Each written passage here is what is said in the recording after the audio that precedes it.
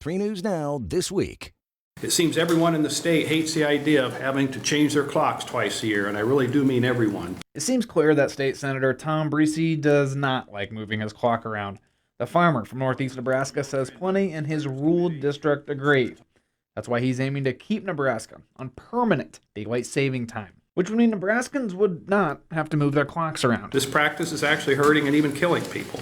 You heard that right. Breese, along with Scott Yates, who's a nationwide advocate for the change, points to studies that show the time flip causes more car accidents, heart attacks, and a variety of other injuries. If it throws you off just enough that you trip and break your wrist, then that's a big deal for you. And that's one of the things that they found, that wrist injuries go up in the couple of days after the spring forward time change. Yates, who has a blog championing the change, travels the country asking state and federal representatives to make laws to stop moving the clocks around twice a year. If there's not a really good reason to change it, then why do we change it? And there is no good reason to change it. The reason we change it is that we're just stuck with it. It's a thing that is an anachronism that goes back to World War I.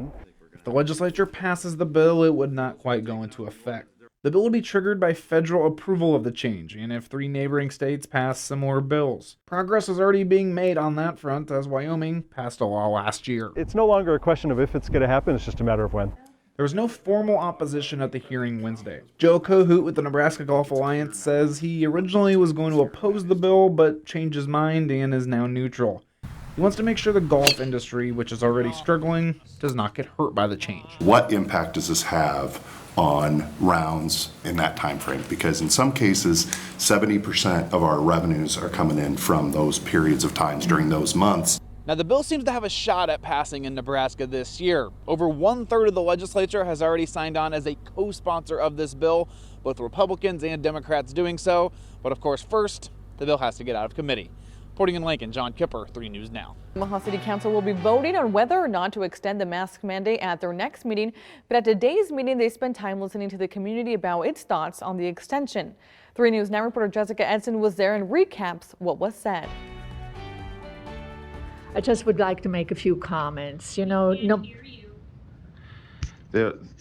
Can you hear us? A room filled with unmasked citizens jeering at Douglas County's health director. It's been a familiar sight at the Omaha City Council chamber over the past year. On Tuesday, the community once again had the chance to give their thoughts on a resolution that would extend Omaha's mask mandate to May 25th. Amongst those speaking in favor, Dr. Adi Poor, who says Omaha is just starting to distribute vaccines for the general population as new strands of the virus appear.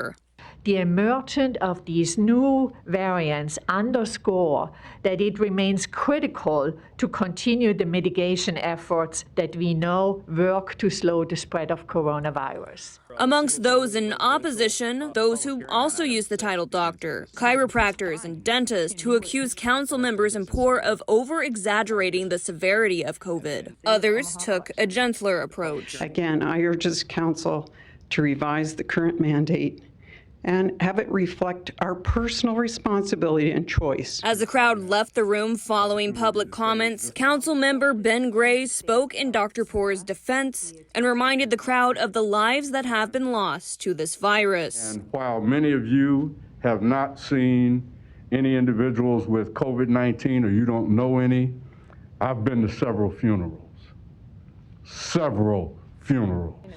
The council is set to vote on this extension at their next meeting. Reporting in Omaha, Jessica Edson, 3 News Now. Today is the start of new directed health measures in Nebraska. Yesterday, Governor Pete Ricketts announced that the state is under the blue line of daily active COVID hospitalizations. Nebraska is currently just under 350 COVID-19 hospitalizations, which leadership feels is the safe range for 100% occupancy of indoor venues and no restrictions on extracurricular activities for Nebraska students. There is some worry, however, with new COVID strains appearing. Doctors worry that loosening restrictions can cause a new spike in cases. I think that we should maintain or even strengthen the public health measures, knowing that these variant strains are coming and that they will start to transmit within our community. Some variants are 30 to 50% more transmissible than the current COVID-19 we've been dealing here with lately. Now, Dr. Vivekanandan says if the DHMs are going to loosen, we need to continue to use those non-pharmaceutical interventions. Pottawatomie County Public Health began its Phase 1B COVID-19 vaccinations. The phase now includes people 65 and older, first responders, teachers, child care workers, and food processing workers. Between 600 to 1,000 vaccines are expected weekly, with an increase expected this month. More than 30,000 Pottawatomie County residents qualify for Phase 1B. The Cass County Sheriff's Office is asking for help finding a missing woman. 48-year-old Amber Shodden was last seen on Wednesday. The Cass County Sheriff's Office believes she was driving a 2019 black Jaguar Model F type with a Nebraska license plate.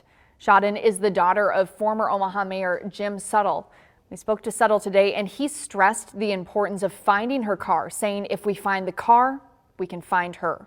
If you have any information, you're asked to call the Sheriff's Office at 402-296-9370. While some Nebraskans might want the snow to go away, some are using it to spread a little joy.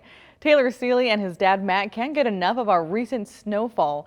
They make up part of Team Nebraska Snow Sculpting, which started in their front yard over a decade ago. Since then, they have competed in national snow sculpting competitions.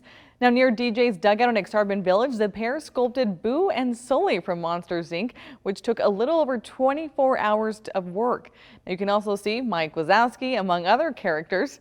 Now, the Seeleys are hoping to get more Nebraskans interested in snow sculpting.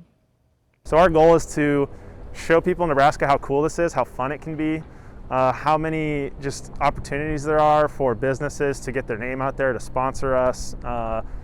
And we'd love to have a state competition like this be a regular thing in Nebraska every single year. And we would love to help facilitate that and run it and eventually compete in it. The sculptures might not last long with today's temperatures, but the Seeleys say they hope to build more when they can. Now you can follow their work on their Facebook page, Team Nebraska Snow Sculpting.